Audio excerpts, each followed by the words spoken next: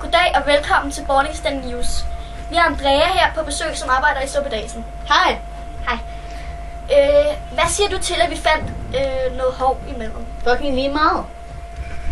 Okay, hvorfor synes du, at det er fucking lige meget? Fordi at et hår er et hår. Det kunne godt komme fra dig, det kunne godt komme fra ham. Det kunne især godt komme fra hende. Ja, det kunne også være tilfældet. Det kunne også godt komme fra Helge. Det kunne godt komme fra alle mulige andre. Vi skal lige sige, at når hun siger ham, så hentyder hun til kameramanden. Og som ikke har noget hår, men alligevel. Ja.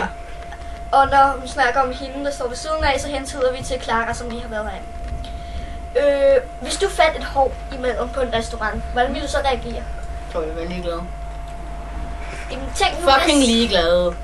Ja, men prøv at tænke på, hvis nu den person havde fedtet hår, ville du så ikke synes, det var lidt ulækkert, at der ville komme fedtet hår? Nej, hvis der kom fedtet hår fra armhulerne, ikke?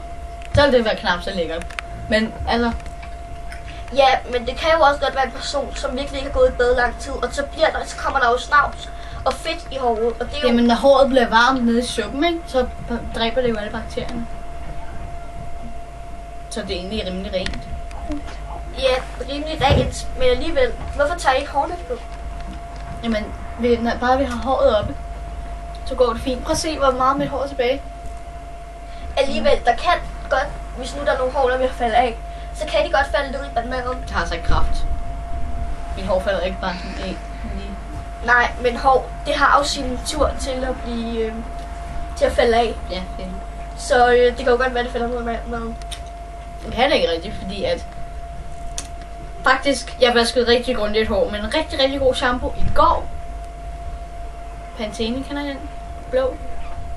Men det kan jo godt være, at der var nogle af dine medarbejdere, som ejede det hår. Vi er meget som ikke har vasket hår med Pantene. Pantene. Ja. Det holder lidt hår sundt i 10 dage. Det holder lidt hår. Ja. Så det er jo godt for dig, så er vi... Er og Thea bruger det også nogle gange. Thea bruger det også, men Thea hun arbejder ikke på Suppedasen. Jo, det gør. Nå. Surt! Ej, okay. Nej, det er sjovt. Nå, ja. Ja. Meget moden gæst vi har her. Men vi siger tak til Andrea